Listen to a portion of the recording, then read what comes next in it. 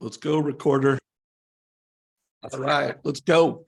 So what's up, Mortgage Coach and Trust Engine community? I am super pumped about this mastermind. We've got Shant Banosian as our special guest, the number one. You are the number one purchase lender loan officer in America, right? Purchase, refi, however you want to call it. We got the rankings out again this year. We're on top again, so it's pretty cool. Something I take a lot of pride in, and obviously my team takes a lot of pride in it too, because I'm not here doing it by myself. Well, I can't wait to unpack, what you're doing, what kind of adjustments you're making. Before we bring Shant on stage, got my wingman co-host Todd Bookspan. What's up, brother? Not much. I'm so excited for today because, it's one of these things, Dave, you and I, we're so fortunate we get to converse and hang out with the best of the best. But I still think back to when we were in Vermont at the Positive Impact Summit that Jonathan Roach put on, and we got to spend time with you, Shant. And I just want you all to know what a genuine human he is. The fact that, we were out there hiking in the woods up these crazy mountains and just hanging out just to see, he puts on his pants like we do, one pant leg at a time, but he's just a great person. He asks great questions. He's a great observer. And I had so much, I always had respect for him before I had the time to hang out with him, but my level of respect is just off the chart. So I just want to publicly acknowledge you, Shant, and just say how excited I am to have time to hang out on Zoom today. Yeah, I appreciate it, man. That was a fun day. It's nothing like, I will say, just as you brought it up, like nothing like getting to know somebody on a 2-hour hike up and down a mountain. It was pretty cool. We spent a lot of time chatting, and it's like, I consider you a friend, and it all just happened, from that like couple hours of hiking. You really get to know somebody. We talked, topics were like all over the place: family, friends, professional, fun stuff. It was really cool. So I appreciate it. Yeah, no, my pleasure. And we actually spent a couple days together, but it is a reminder how important it is to just get knee to knee, get in person with people. We did a leadership summit with Trust Engine 2 weeks ago in Denver. And while we get a lot done on Zoom, the personal connection you get is incredible. So Shant, this is not your first interview in this channel. And anyone watching this and you want to hear more Shant, I think there's at least 3 or 4 other interviews from Shant, and they're incredible. Every one of them has been one of the best conversations of the year. So check those out. We'll put links down below. So Shant, just bring us up to speed on, your volume, what you closed out last year, what your goal is for this year, and then we'll get into tactics and strategies. Yeah. So last year we did just about like 925 million. So we came our goal was to do $1 billion last year. We came up a little bit short. I will say I did not, I was really happy with last year, in terms of like looking back at it, like so proud of everything we accomplished, and obviously a really shifting market. If you ever told me that I was going to, do that kind of business ever in the past, forget about what kind of market, forget about, anything, I would have been like, you got to be kidding me. That's like, so I was really happy with that. I did not plan on rates doubling up last year. That wasn't in the forecasts, not even from the smartest people out there. So like, certainly that was a little bit of a challenge. But we learned a lot. It was probably one of the years that I've learned more than anything. I'm proud of everything my team did. I'm proud of, what I did and how I showed up, and I'll take it. So we did 925. It was, obviously 80% purchase volume. And then, this year, the goal is, I kind of like, I'm never going to set my standards lower. So like, my goal is to get back to $1 billion this year. We're not quite on pace for that, but I also, the one thing we've learned a little bit is that the rate environment does a little bit impact things. So like, I am comfortable that we're going to have a really strong half of the year, hopefully pick up some refis, get better at some cash out refis, but also the purchase market. The one thing I'm noticing is we started a little slower than this year because there was a level of uncertainty. Things are starting to heat up. So I feel like we're not going to have the slow summer and fall that we did last year, where clients and partners were trying to pause and figure out what's going on. I think as the market is stabilized and even rates improve a little bit, that people tend to get fired up. It's the opposite of what happened last year. So I'm optimistic that the fun is just getting started for this year. Yeah, no, I'm hearing the same thing. I actually put a post in our group. How low do you think rates will get this year? over 100 people commented, and the average was 5.5. So if rates do get into the fives, which I do believe it's more than probable, it's likely. Yeah. This year is going to close strong. So let's get into what have you done differently this year? Like, what was your approach coming into this year? Your goal is to do $1 billion. What are you doing new? What are you doing differently? And what's most important to driving your success right now? Yeah. So, I always kind of look around and observe every single market in terms of like what's working for us, what's working for our partners, what's not working. So what are their obstacles and challenges? What are my obstacles and challenges? And then what are our strengths and how can we serve everybody? Right. And so like, in 2020 and 2021, and even parts of 2022, we literally, it was just about fulfillment, right? It was just about like having the capacity to take on as much business as possible and execute. And what happened during that time is like we didn't spend as much time with our partners. There wasn't a ton of uncertainty in the market. It was all about urgency, right? And so like everything I did to cater my business at that time was all around like, let's fulfill that urgency and meet the needs of that urgency in the market, multiple offer situations, quick closings, getting refis in before rates went up, all that kind of stuff. The market shifted to uncertainty. That started in the second half of the fall. And obviously, we're in the spring market, so things are heating back up again, but it's, everyone's trying to figure it out. So I think my goal is always like my big thing this year has been, really empathizing with my clients and empathizing with my partners, reassuring them, and teaching them how to win in this market. And like, I think that my goal has been to get out in front of our partners more than ever, and also get out in front of my audience more than ever. Right. So like, I'm trying to stay consistent, and I've never met with more people in a year than I have already this year. And it's already May 12th. And I'm talking in my career. I've never met with more people than I have so far this year already.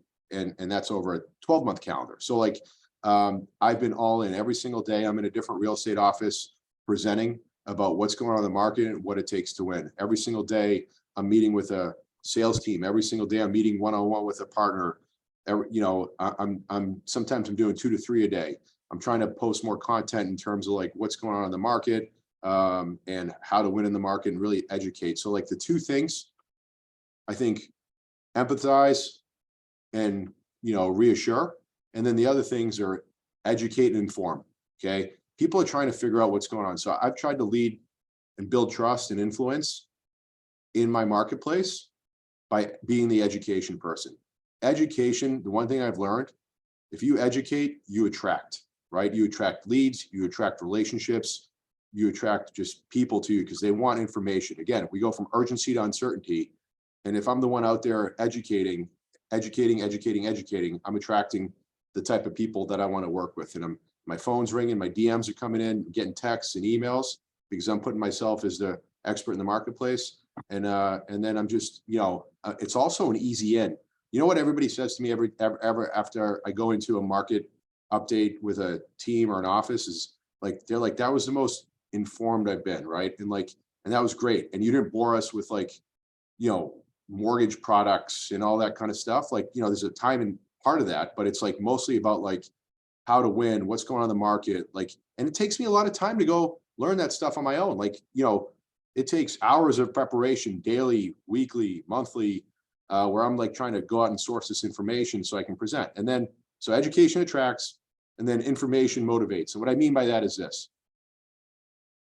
the person with the most, like, whether it's a buyer, whether it's a seller, whether you're a mortgage professional or realtor, if your clients aren't taking your advice and you're getting frustrated, and we all tend to kind of get frustrated first, right? That's human nature. It's like, they're not listening to me.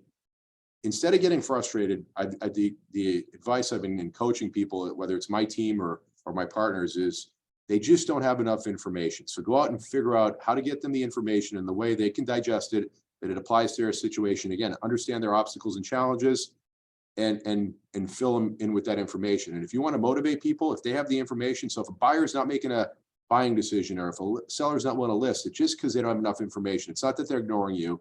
They're just not consuming it. So I'm trying to be the education and information person. And it's absolutely working. And it opens doors. Like, at first I used to have to call around and be like, hey, do you mind if I come in and do a market update, or hey, do you mind if I, come in and present? And now I get way more requests where those are filling up my calendar, where I got team leaders and broker owners and all that kind of stuff reaching out to me and be like, hey, do you mind if you can come in? I'm doing them on Zoom. I'm doing them in person. I'm doing in small groups, big groups, whatever it takes. And it's really, really, really working. Love. There's so many takeaways. I'm going to call out a few and then have you do the same, Todd. But if everyone heard that, like, he has already had more face-to-face meetings, met with more realtors this year than any other year in his career. Guys, that is leadership. That is the type of energy, that is the type of effort that it takes to gain market share in a marketplace like this. And then I love the fact that you're focusing on education and information, because I personally think the two hottest opportunities going forward for a local referral-based professional like you is, first of all, first-time home buyers. According to NerdWallet, there's going to be 30 million Gen Z home buyers over the next 5 years. So, education is the key to winning them. And then tell me what you think on this, Shant. We, in your career, my career, every real estate agent's career, we've never dealt with a market where 63% of homeowners have an interest rate of 2% or 3%. Another 20% are at 4%. And so literally 83% of every mortgage in the market is vastly lower than where rates are, and probably lower than where rates are going. So in order to start really adding value to real estate agents, you're going to need to be able to have a more dynamic, a more educational conversation with consumers. You feel that like this is unprecedented and it requires a whole new approach? Yeah, absolutely. I will say though, so it does. It's so there. I'd say yes and no. Okay, so at the end of the day, I always built my business, maybe even a little bit at the beginning to the detriment a little bit, only focused on purchase business, right? And the way to go out to get purchase business is no different than it was back then. We keep talking a lot about getting back to the basics. I'm not really sure why we ever get away from the basics, but we do, right? So it's a relationship business, and he or she that has the most relationships ultimately wins because they drive the most leads. So you got to figure out what makes you attractive to these people. And to me, it's fulfilling to me, and it's fun to me, and it works with my personality to be the education person, right? And I'm passionate about it, right? So I think that, in terms of the rate environment, to what you said, I get focused on where I don't spend a ton of time, and I mean this wholeheartedly. One of my superpowers is I have tunnel vision, right? And I also don't spend a lot of time focusing on things that I can't control, right? So the rate environment is literally, I have no control over that. But what I do know is I'm always going to go find the opportunities. I know that over the course of the next 3 years, the population of millennials has never been bigger. And, the 30, 31, and 32-year-olds are the biggest population of millennials we've ever seen. And I know the average age to buy a first home in our country is 33 years old. So I know for the next 3 years, we're rolling, right? So how do I get in front of those people? How do I build trust and awareness? And to me, that group is on social. They're getting texts, they're getting directs, and they're getting emails. How can I be the person that educates, empowers, and prepares those people for their home search? And so I just educate, I demonstrate, I inform, and I also tell them why I'm great, right? I set myself apart. I think one of the biggest issues right now, that I believe wholeheartedly is that, in kind of what I said earlier, people are confused, right? And that's, to me, and again, everybody's got a perspective, right? People are confused, they're unsure of the market, and that means our clients and our partners, right? And I'm picking up on that big time. So my perspective is that's great, because that makes all of us way more relevant. We need to sell ourselves and communicate our value proposition more than ever, because we need to remind them why they need us in this market. What our experience is, what our knowledge is, whether the data that we have access to, the information, the relationships, the processes and the platforms and the technology, all that stuff, how we can help them win. We need to communicate all that stuff more than ever, because the way the business is going, in my opinion, people are starting to buy into the idea that technology, could replace us, or they could do it on their own. The message from tech is always let's make it efficient and easy, and you don't need a human, right? Well, I don't believe that at all. I think they need us more than ever. I do think that the people that are utilizing amazing technology are going to deliver more value and better service and a more efficient process than the people that aren't. But like, this is a relationship game, and our what we have up here and the systems and process we've built out are more valuable than they've ever been, helping somebody navigate and win in this market. And so that's where I'm kind of going with it. And that's the perspective that I've chosen to take in this marketplace. And it's definitely serving me well, and it's serving my partners well. Love it. Todd, any questions, any comments? Well, I mean, a couple comments, right? You start off with the empathy, right? I mean, I think it's such a superpower that most of us don't think about often enough, right? You got to empathize with all those, whether it's your team, whether it's the partners that you're working with. And so just don't overlook that, because it's so important that they understand that you understand where they're at. Walk me through, Shant. So like I saw on social media, you had a small 12-person meeting yesterday. So what was the conversation like? What was the education points that you made? Because I can't imagine you're still talking about 2-1 buy downs. Maybe someone asked those types of questions, but what are the kind of the 2 or 3 talking points that you have from an educational perspective right now when you're getting in front of a group, small or large? Yeah, one of those sessions, that was like a special group yesterday. We put together, we try to get together with some of our partners. Like, this is the kind of season where, like, always in May and June, I'm doing a lunch pretty much 2 days a week with partners that I think are going to vibe with each other. They're going to help each other. So that wasn't about me yesterday. That was about, I do come in, I'll give a quick 5 to 10 minute market update, but then, you've got these powerhouse real estate agents in a room, and they're just communicating with each other. And we're masterminding, right? Like, because they're all trying to figure out what's winning, what's not winning. And I'm just talking about, like, yesterday we were talking about, tell me something that everybody's doing in the room. What's the number one, thing that you're doing this year that's working for you? And obviously we talk about obstacles and challenges as well, but like, it was all about just like sharing positive experience, whether you're doing, how you're marketing, how you're doing business development, what you've added this year, what you've eliminated. And so, like, everybody had a chance to go around that room and talk about it. So it gives me an opportunity to kind of say thank you to everybody. It gives me an opportunity to do some education, but then they really, more than anything, they're just like helping each other, and they're building within their community. And it was like, those are really, really impactful. I know everybody appreciates it. I had fun. I left with a big smile on my face, and I know they all did as well. And so, like, so we're doing, like, the big activities we're doing right now.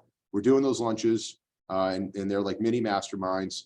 We're doing big market updates, whether they're, I'm doing like a half hour to hour presentation in terms of like what we're seeing, how the client's interpreting it, how they can take some of this information and apply it to their clients, whether they're buyers or sellers, tools and techniques that we're using and strategies to help people win and convert higher in this market. So we're doing those. We're doing a lot of one-on-ones. I did a huge event earlier this year, again, because I could sense that, like, there was an uncertainty. So I was like, how can I pay it forward? And I brought in, 3 amazing speakers that talked about the market, that talked about actions and activities they can be doing, talked about positive mindset. And again, I had 700 realtors show up for that event. And the feedback was like, oh my God, the timing was perfect. This is exactly what we needed. Thank you so much. And it was like, that feels good, because these are the people that, and again, that took a lot of hard work. I mean, that took 3 months of like all in planning.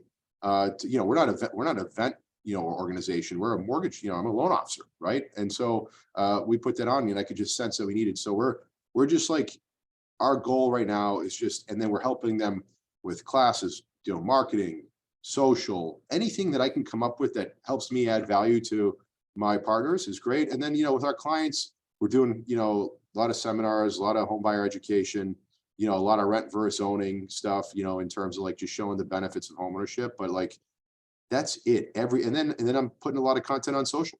I'm doing a lot of the same stuff we're talking about in these meetings. We're just repurposing and putting out there on social media. And we're going to ramp up our efforts there too. Cause like, I want to be as good on social media as I am in production. Like, that's my goal, is to level up my social media game to my production numbers. It's not there yet. Not even close. Well, I should give my plug for Deborah Bird from Plug and Play SM. She's off doing exactly what to say with Phil M. Jones again. She and I did it previously. And, certainly you all could be doing social media. I'm so sure some of you are saying, I can't get 700 agents in a room, but you can all do social media better.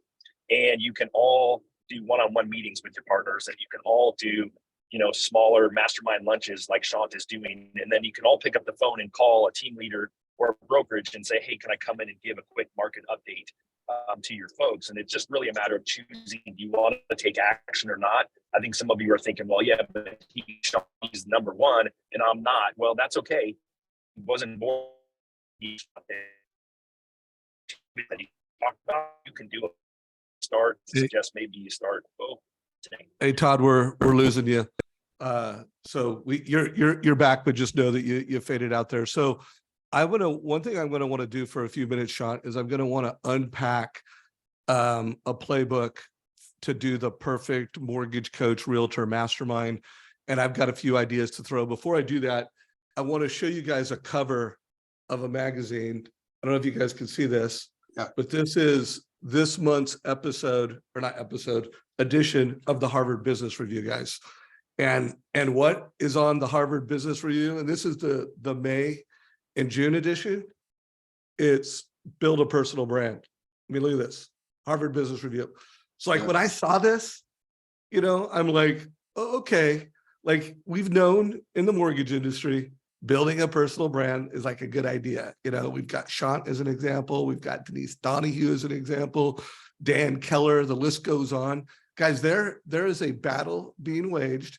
And then it's not just in the mortgage industry, guys. Like this is the cover of Harvard Business Review. Like if this is not a wake-up call for all the laggers who are realtors, who are loan officers, we're moving into a new era in lending, and it's driven by technology, and it's driven by education, and it's driven by being a leader of a leader of value. And it's one of the reasons why I really wanted to theme this around leadership selling, because I do believe it's there's solution selling, there's all kinds of frameworks for selling.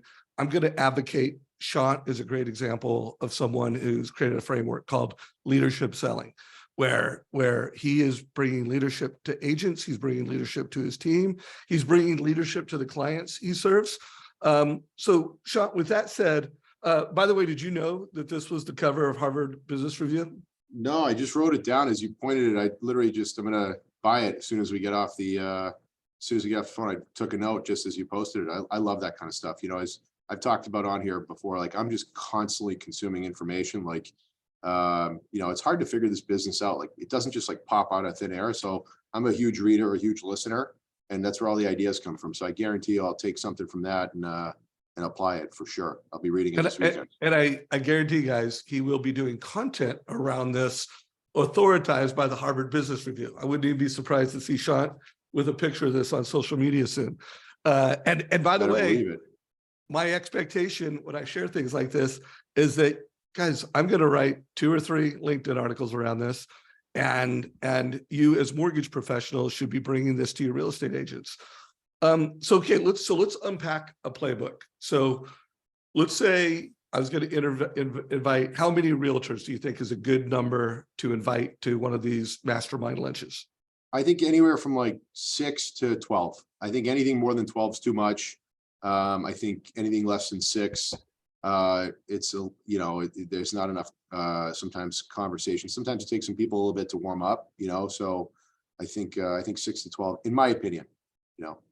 Now when I do these types of masterminds, I like to warm it up with everybody introduce themselves and tell me what is the one most important thing you want to learn while you're here today. So it's like they're all getting to know each other, and I'm like, I'm taking inventory to make sure that everyone in the room gets what they want. If there's a topic or a question. What we do as well is what we've started to do, just to make sure that like we have it too, is we'll email everybody individually prior to coming to the lunch, and we'll actually ask them, like, if there's one challenge or obstacle topic that you want to make sure we cover during this, please send it to me on email. So I agree. We do the same thing when we kick things off, but I also am pre-prepared with questions specifically from the group of stuff I know they were definitely interested in, which helps.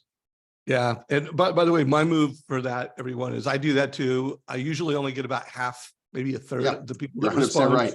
But you know what I also do, Shant, is people that I know are either out of area or can't come, I will just ask them. I'll send kind of a different version. I'll say, hey, I'm doing this leadership summit. if you were going to be in a room with your peers, what would be one question you'd want to talk about? And that way I've got like a big list of what I know everybody has on their mind. And then I, drive the chat. So something to think about. Now I think you could really kill it and focus on just, what's working best for you, and just have everybody, cover the topics, go around the room, what's working best, and dialogue on that. And while there could be more questions, you could fill up a couple hours with just intros and what's working best, right? Yep. And that's, I love it. Like I even, when we were having our room when we were in our room yesterday, one of the things I said is like, let's just talk about like, let's spend this time talking about, before we get into like all the challenges and talking about like what's hard in the market, let's focus on like, let's everybody start first with what's actually winning, right? Because like the challenging stuff, like everybody's going to talk about, it's some of the same stuff, but really where the gold is the stuff that's actually the positive, that's actually working, right? And so that's what we did yesterday, and it was amazing, right? And it was great. Now tell me what you think about this. This is, because I do masterminds, just for Mortgage Coach and Trust Engine. And, one thing I'll always have is I want to have a slide or two that, like at the beginning of the year, everybody in the industry did not know that, literally 23% of all mortgages start with 2%. And so I'll try to have some insights that uncover some problems they didn't know they had. Like this was in the Wall Street Journal on Monday, just talking about the impact, that all these low rate mortgages are having. And so one thing I'll do, tell me your thoughts on this, is first of all, spend the first half, just introductions, top priorities, what's working. And then I'll throw in some problems that I know I have some unique content around, but I'll kind of throw the problem out, have the audience comment on it. And then I'll do kind of what I call an edu-sell, where it's like story, strategy, something that I could be a leader and I can kind of show off how I'm adding value in the market. 100%. Like, look, the reason I'm getting together, whether it's a mastermind, a market update, a one-on-one, an event, right? Like ultimately it's putting me in a room with the people I want to be with.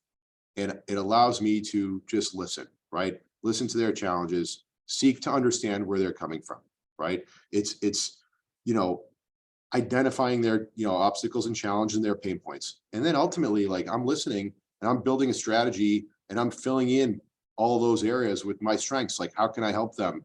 And how can I be that point person for all the things that I'm learning, right? And then in giving it back, like, ultimately, like I always finish off every meeting with like, filling in those areas and those challenges with how we can help them win. And it totally like, it's perfect. And like, and they want that information because like, ultimately they want to have partners that are like, nobody, like they don't just want us for pre-approvals. Like, the reason I build such strong relationships is that we're much more than that to these people, because like, this is how you build a relationship. Think about like, it's not just about like getting a lunch, right? It's about like walking away from that and be like, that was the best hour or hour and a half I spent. I think it's important not to make them like half day events or full day events, because like the best agents, in my opinion, are busy. So like they want to get in, get out an hour or two. And there's so many different things that serve by getting face to face with people, from learning to building a stronger relationship, to educating, to informing, to, just so much. I'm so glad I've been doing it. And it's paying off in a huge way. Because you said to me, Dave, at the beginning of this call, what's your goal for this year? Truthfully, so I responded with a number, but like my number one goal this year was to build stronger relationships and to build more market share. Like that was it. Like market share was actually a bigger goal for mine this year than anything else, because loan officers are unfortunately, or, because the market's challenging, you're seeing the loan officer headcount go down, right? Realtor headcount's going down. And this is like an opportunity, like you want to go all in when things are hard, because that's where the payoff comes from. Like, I truly believe, in a tough market, like only 5% or 10% of people really show up, right? And odds are that number of people on this call and the people that are in your community are that 5%, because like they care enough to be constantly getting better and listening to your, the webinars and podcasts and the information you put out there. They're invaluable. Every time you text me and send me one, or every time I see one, I watch it and I'm like better for it. And those are the kind of people, that are going to really respond to this market and take advantage, because this is like, these markets are when the greatest opportunities are, they really are. So anyways, I get all fired up and I go off track. So reel me back. You're not off track. Yeah. No, you're perfectly on track. So let's finish this playbook, and then Todd, I'm gonna have you come in to make sure we wrap a bow around this. So, and I think I'm even going to write a LinkedIn article around this, or a LinkedIn post, just, the perfect realtor mastermind lunch, because not only will you create value with these agents, you'll be smarter, you'll be better, because you spent this time with them, hearing what's happening. I mean, it's one of the reasons why I interview so many folks. Now, I will really push y'all, when you have all these people in the room and you're having all this valuable conversation, share some stories and strategies of how you're helping put pre-approvals into escrow. And so everybody in this room, you guys have MortgageCoach. One example of how you as a mortgage coach can actually add value beyond non-mortgage coaches is that you can show, look, hey, here's a program with no credit. Here's a program with either a seller credit or a 2-1 buy down. And then showing, date the rate, marry the house. Hey, if rates go down, which the MBA is predicting they're going to go down to 4.5, you could put all that on one screen and say, like, hey, most loan officers are just delivering fee worksheets. I'm helping people vision cast home ownership. Also, when it comes to first-time home buyers, guys, you should be telling a first-time home buyer story. This is actually one where the loan officer couldn't convert. They pre-approved them, but the home buyer said, yeah, I'm going to wait till next year. And then a mortgage coach loan officer said, hey, you could rent out 2 of those bedrooms at $625 each, and even treasuries are at 4% now. Look what your net worth would be in 5 years. And now that first-time home buyer is off the fence, and they help put someone into escrow. So I just want to make sure you guys come with 1 or 2, not 3, 4, or 5, like at least 1, probably no more than 2 stories and strategies around how you're solving problems in the marketplace. Shant, anything you want to add to that? Yeah, I mean, you have to absolutely position your product and service as a solution to what their challenges are, right? And like, I think that's the part of, like, it's kind of what we're saying, like, everything that we bring to the table has to help be a solution for the challenge they're having. And like, in that example you just gave, that mortgage coach loan officer was a solution for their client and for their partner, right? Because their client got a house because they got that great advice. And for that real estate partner, they got a closing, which in this market is not an easy thing to do with tight inventory and all that kind of stuff. And they wouldn't have. And so think about like the trust that mortgage coach loan officer has just built with both those people forever, and how that separates them from all the other competition, because they're leading, not only is their product and service a solution, but they're just adding so much value, and that's leadership selling. Yeah, and write this down, guys. I've said this from stage before, but don't sell loan programs.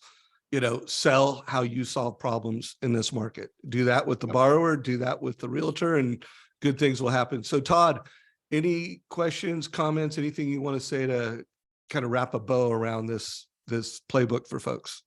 Well, I mean, I think you just both nailed it. I mean, number one is Shant's not showing up and throwing up, right? He's showing up, he's giving a short market update, and then he's asking questions. What's going on that's working for you? And then you heard Dave walk through the whole idea of that stories sell, right? Stories are the solution. So don't just tell them what the solution is. You want to take the time to tell them a story of how the solution worked, because that's how they're going to remember it. And that's how they're going to remember you. And so, I mean, I got to imagine, Shant, you've got a story for every solution. So if someone gives you, if there's 10 different problems that come up, you probably have 10 different stories you can tell. And so some of you are thinking, well, I don't have 10 stories because I'm not Shant, but you have people in your office, you have people you've listened to here on Mortgage Coach calls, and you have their story. So a member of my community, a member of my team solved the problem by. And so just remember that piece of it, because again, I want you all to think that what Shant is doing is doable for you. Don't be taking that mindset of, hey, I still can't do it. I know you guys can. I literally just recorded a video right before we got on here. We're going to post it to our social, either today or Monday. And it's literally exactly that. Like, we're having a lot of success with our clients winning. And, I can't help but like be out on the street and hearing people complaining about how they can't get their offers accepted. But we're having our offers accepted. And I'm telling the story about like, what we're doing differently because the market's shifted. So we've shifted our approach with it and the things that we're doing and the value that we're adding for our clients. And I'm using it as a story on a video because it's going to, and my goal is to see other clients that are out there working with somebody else want to now work with me because I'm the person that can help them win. And I want other real estate agents to see it because I know we're different than our competition. And I want them to see it and be like, well, my loan officer's not doing that stuff. So if you want to see what I'm going to talk about, watch my video. So guys, and I just want you to know, like you could pull the stories from this. Like if you go to the Mortgage Coach YouTube channel and type in house hacking, you got Cody Touche, $200 million a year producer talking about, house hacking strategies. The story I just told was from Ryan Weiss. You could watch this interview and then you could make this your story. And I want to remind you guys, I put the TCA down in these show notes. So, here is that actual total cost analysis and story. You could literally make your own version of this. You don't need to have it all come from what you want and then create content from it. So let's talk about, well, first of all, make sure, is there anything else you think the audience needs to know around how to do this and what to do? I want to get some thoughts on how you follow up. Like, what do you do beyond the event? But is there anything else you think we need to call out around getting the room full, having a great experience? I feel like we kind of nailed a checklist there. Yeah, I think we did as well. I mean, I think, and the cool part is that activity creates activity, right? So like kind of probably where you're going with it is, and this is why we did our event, right? Like when you have a mastermind or a lunch meeting or an office meeting or whatever, you start calling around and you have a bunch of, say you invite 12 people. So you probably end up making 20 phone calls and 8 of them can't make it, but 12 can. So now you've had 20 conversations, 12 of them show up. So you've had 20 conversations leading up to it. You have the mastermind itself, then you have the follow-up afterwards. And then, other people start hearing about it and seeing it and they're interested. It gives you social media content. It gives you in-person content. It creates massive momentum.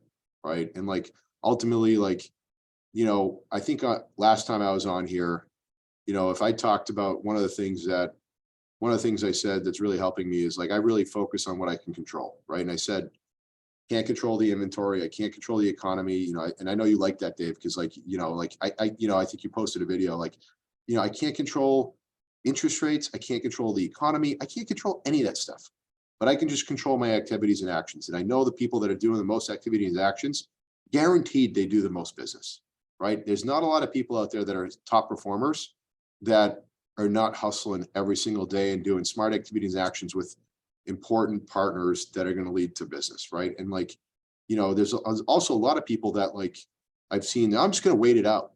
I'm just going to wait it out until rates come down. Well, I guarantee you that's never going to work. Not even if you get lucky. It just doesn't work. So I'm just trying to create my activity. I truly mean I've never met with more people, but the amount of side conversations and texts and direct messages and phone calls and stuff that have spun off of that, it's mind blowing. The amount of stuff I'm getting done in a day, in a week, in a month, based on all the different face-to-face interactions we're having amongst all those different kinds of activities we've already been talking about. So here's what I want to do. I don't know, Shant has not committed to being on Scriptopalooza yet.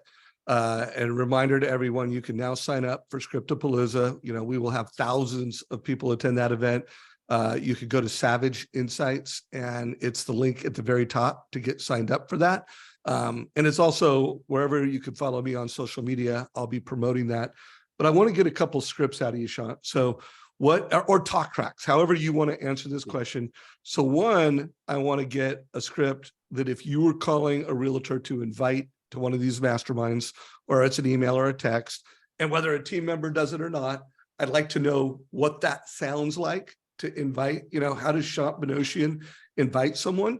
And then I also want to know, kind of let's do that script and then do a script on how are you outreaching to realtors? If there is, I know every conversation is unique and different, but what are some themes in how you're doing that? So would you mind giving us a couple scripts? In terms of the outreach, it's so we have our warm, realtors that are our our sales team, right? The people that have been working with us for a very, very long time that like, when I call them, it's like literally like personal and professional, every single conversation. It's like, so I'm always just checking in with like, hey, how are you doing? How's your family? How's it going? What are you up to? And I like to know truly like what's going on in their lives. Like, I think it's important because that's truly how you build relationships.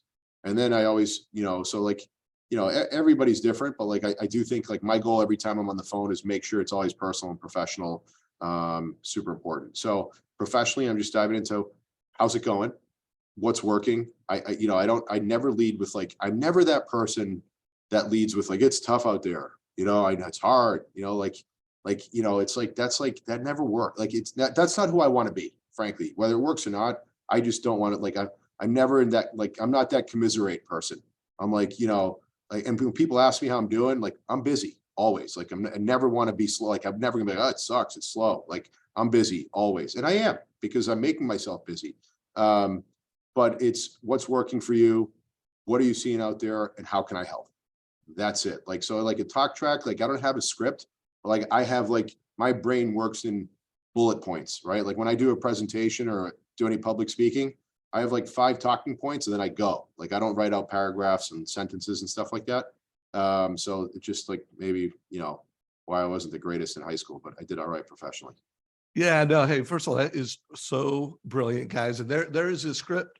He's reaching out. His framework is personal and professional. You heard him talk how he really cares. He cares about people, he cares about them personally and professionally.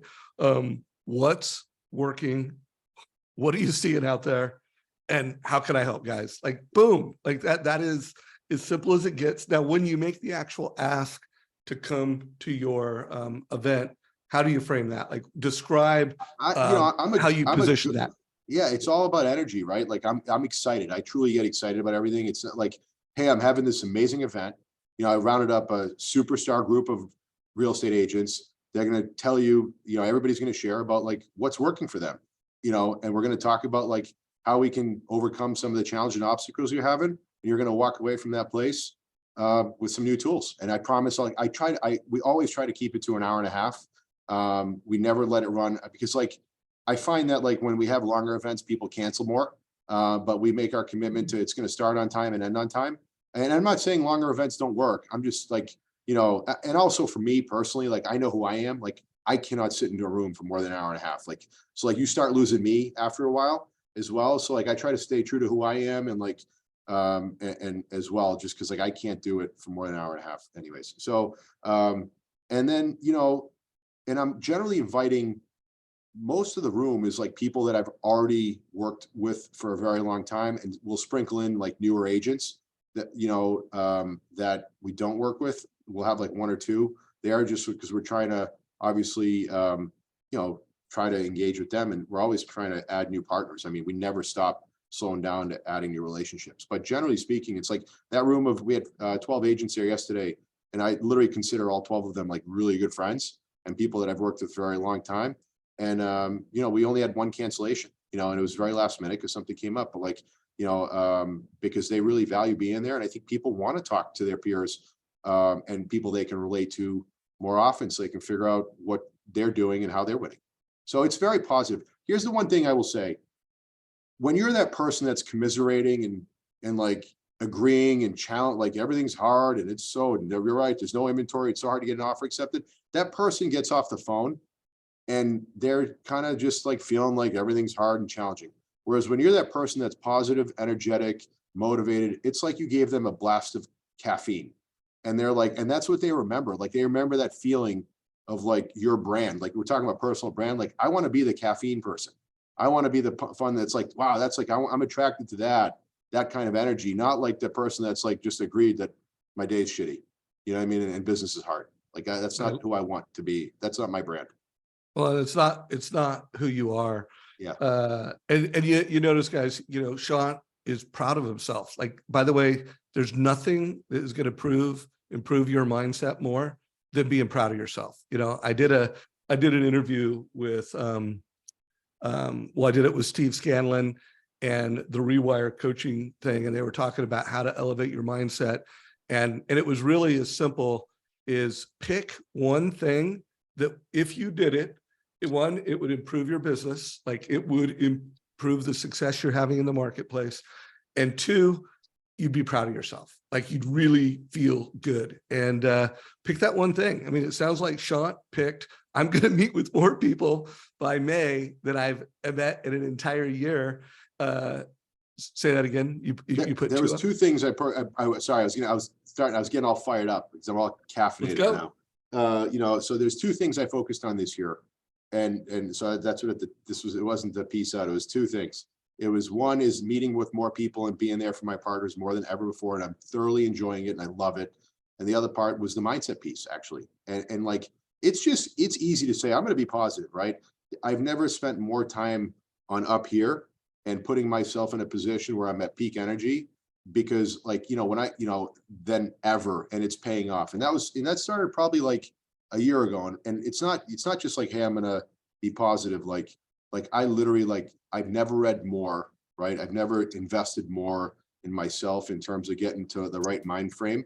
I've never, meditated more. I've never worked out more. I've never ate better. I've never slept more. Like I'm stacking all this stuff because like it allows me to stay in a positive space all the time. And that's what you need in this market. Like it takes big energy to meet with all those people every single day and be on all the time. And like, you can't get up in front of a room.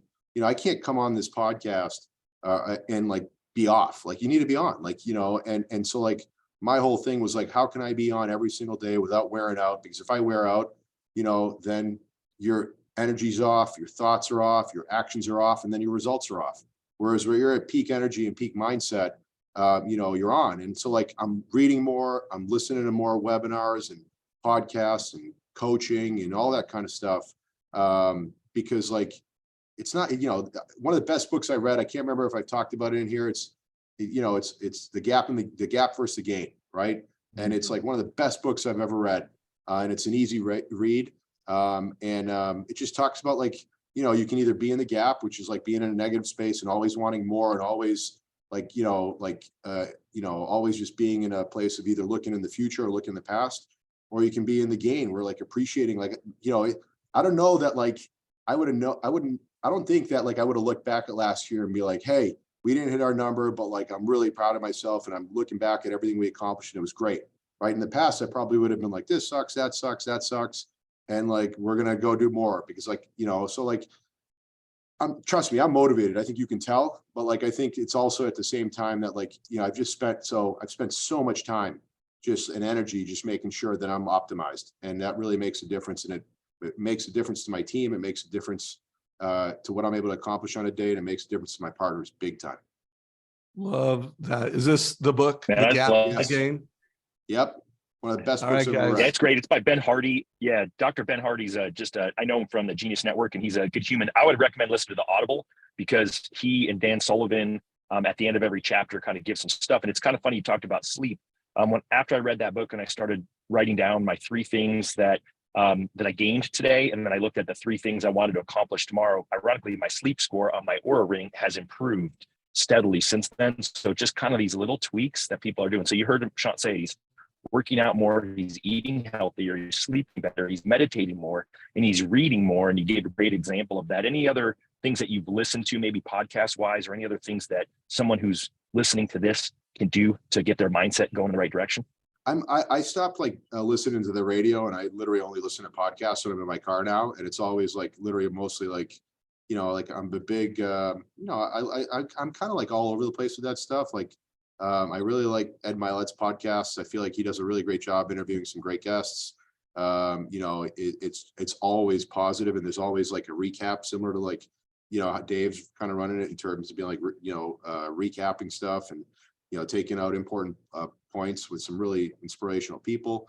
There's a lot of them. I'm a big Brene Brown's got some great stuff. Like I'm pretty versatile with my podcasts as long as like they're motivational, inspirational, and positive. Like, and I try to learn. I'm seeking to understand what these people are going through and how they turn into winners or constantly remain winners. And so I'm just feeding my brain positive stuff. I'm a big fan. I think Dave actually got me on. I'm pretty sure Dave was a.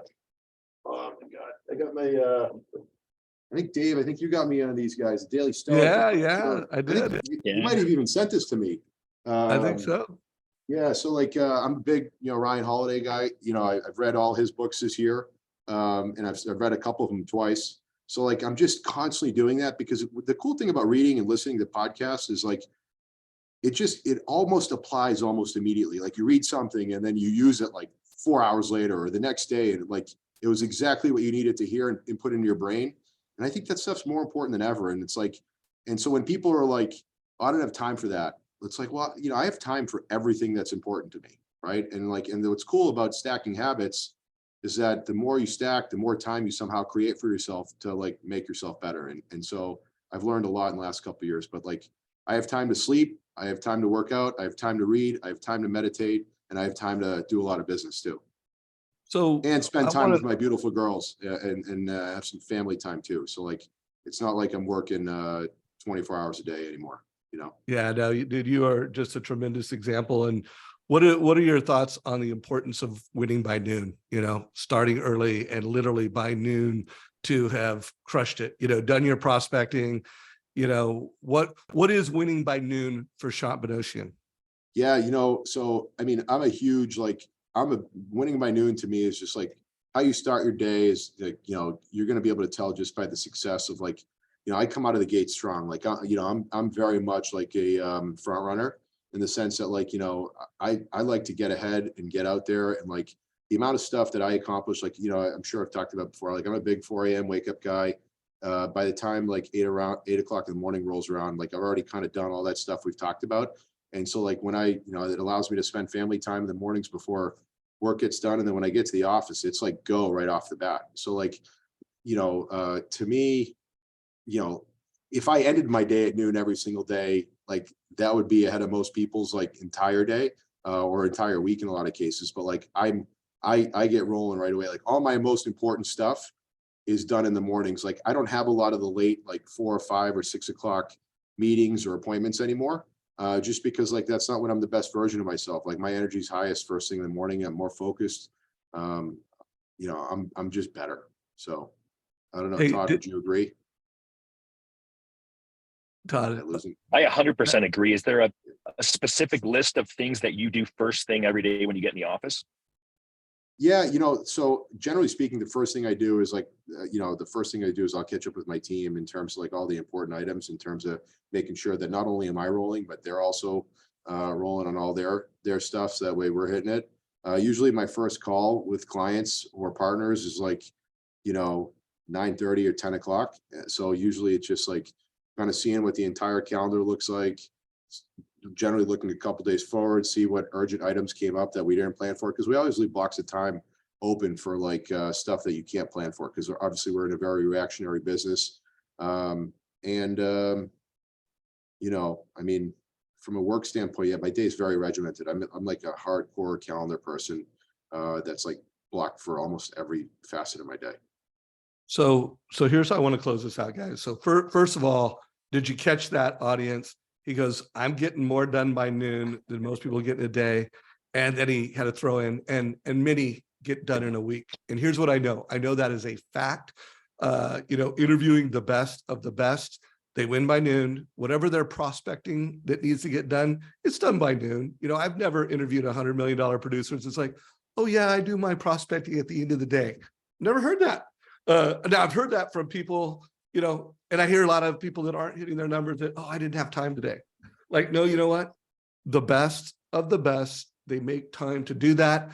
Another thing I learned from Shant in previous interviews is he's training every day. He's training himself by listening, learning, implementing new ideas, and he does team training 4 days a week. So Yeah. Is it you still doing 4 days a week team training? Yeah, so we're constantly talking to our team about, there's so much changing, every single day there's a new product, every single day there's somebody disappearing, right? Like, there's changes more so than ever in terms of how to communicate that. There's new technology that we're implementing. There's like yesterday, we just talked about, like literally our training yesterday was like, hey, how do we, how do we communicate with real estate agents when an offer is going in, right? Like stuff like that. Like, how do you communicate with the buy agent and the listing agent to help increase our conversion in terms of our clients standing out and winning? Like and we're doing it based on like what we're seeing every single day. But if you're not constantly getting better every single day and staying current with the market, you're going to lose. Like I take deals from other loan officers every single day that I know offer the same products, offer the same investors, offer the same everything that we have, but they just don't know about it. Either they're not informed, you know? And so like yesterday, a real estate agent called me last night at 9 p.m. texted me. And like, I gave her the answer. I was 100% certain that I knew what I was doing. And she had a loan officer fighting with her about something that changed on VA like 3 years ago. And he insisted that it was still like that old guideline was in effect. You know, I sent her right from the VA handbook, copied and pasted the guideline that changed in 2020, you know, and he was like, he was, you know, and so like, and I gained massive credibility, you know, stuff like that. So like, it just based on staying current with the market. So here's how we're going to close this out. I want to give a little value to brand new loan officers. So I'm going to share my closing advice to new loan officers. I'm going to have Shant do the same. And then Todd, have you close it out. So if you're new in this business, first of all, follow Shant's playbook, follow Shant's standards, you know, that framework of personal and professional. You as a new loan officer could put on one of these masterminds with realtors and it would accelerate your learning curve and your credibility with folks. And then when you're new in the business, become an advisor, you know, call every renter, you know, and say, hey, you know, by the way, people that are friends that you'd invite to your wedding, people that love you and go, hey, I'm new in the business and I need to practice this rent versus own analysis. Will you help me practice on you so I get good at it? And then guys, by the time you've done that 20 or 30 times, you'll one, be good at creating a mortgage coach rent versus own analysis. And two, you get some deals. And then call all your homeowner friends and say, hey, I need to practice a move up analysis. Will you let me practice on you? And you know what? 20 reps later, you're going to have a skill, you're going to be good, and you're going to get some deals. So Shant, what are your advice to any new loan officers watching this? You know, I think, you know, it's, I mean, you nailed it. Like the biggest gift I gave myself without knowing it at the time was that I started in this business in late 2007 and 2008 when, you know, the same deal was happening. Like a lot of people were getting out of the business. Everybody was focused on what had changed and how much easier it used to be before and all that kind of stuff. You know, for a new loan officer, you have a gift in the sense that like, you know, you don't have any of the baggage from before, you know, and you can really just kind of focus on all the opportunity. And like, you know, my biggest thing at the time was one, becoming an expert in terms of like always having an answer for my partners. Now, it didn't mean always necessarily having an answer immediately. It was being a resource for information. So, you know, it's okay to say like, I'll let you know, give me 5 minutes. But like, so one, become a master at your craft, right? Know your guidelines, know your tools, know your products, know how to use platform like MortgageCoach in terms of like being able to explain everything and separate yourself from everybody, like really become a mortgage pro. It's all about relationships. So like, you've got to build, you know, the biggest possible sales team you can. And that's ultimately like your referral partners, right? When I first started out, I was focused on 2 towns, 2 small towns. And I was like, if I could just be the one person in that market, that'll be great. And then slowly it was 3 towns and then it was 4 and then it was the entire state of Massachusetts. And now I'm licensed in all 50 and I'm doing business all over the country. So like, you know, just like, you know, have a focused target in terms of like who you want to meet with. And, you know, if you're busy and you don't, I mean, if you're not busy, and you don't have a lot of business, that's great because that gives you more opportunity to do even more networking and more business building. It doesn't take a long time of having really just impactful meetings with like smart people to have the phone start ringing. And then, you know, just, you know, look, my whole thing, and I repeat it every single day. So if I sound like a broken record, stick to the basics, focus on what you can control, find out how you can outvalue your competition and communicate it effectively, because some people have great value, but they don't communicate it. And if somebody doesn't know about it, it doesn't matter, right? And then stay super positive, right? And like, but it's not easy to stay super positive. That's work, right? It's like, so like those, if you do those 4 things, stick to the basics, focus on what you can control, stay positive, outvalue your competition. Doesn't matter what you sell or what you do, you're going to be one of the best.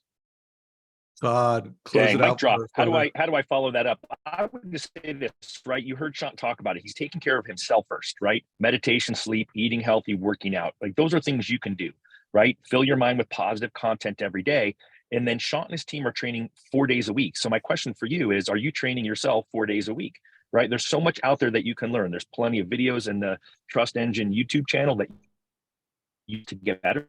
There's plenty of books. We just mentioned some that you can listen to or podcast. So you've got a number one focus on you and being the best you and showing up as the best you, as the person that everyone else wants to be around. People want to be around Shant, not because he's the number one guy, because of the guy who he is in here, right? And so I feel like when he talks about relationships, then that should be your next number two thing, right? You, and then your relationships. And then look at what can you do in the however many hours you're going to work. Let's just call it 8 hours a day.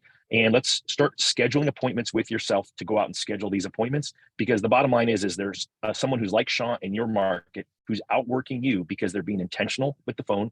They're being intentional with their activities, and they're picking it up and they're making those relationships. And you have that opportunity now while everyone else is sitting around boohooing and telling everyone how hard it is. You can be like Shant. You can be the person picking up the phone. You can be sharing that positivity. You can be sharing that love. You can be building those relationships. And guess what? 3 months from now, you can have a totally different business if you choose to do it. And I would just encourage you to re-listen to this and do the things that Shant is talking about, because I think you all have it in you if you choose to have it in you. Love that, guys. So we're going to wrap this up. You know, not only will you have the success if you do that, but you'll be super proud of yourself. And that is what success is all about. Highly encourage you, if you're a new loan officer, watch a mortgage coach video, an hour a day. And if you've been doing this for a long time and you already know this community, one a week. You know, that is what we create this channel for, to help you do that. Guys, this is a wrap. Give this a like if you got value from it. Share it with your mortgage friends. Shant Banosian, appreciate you, brother. Damn, that was so good. That was fun. Take care, guys.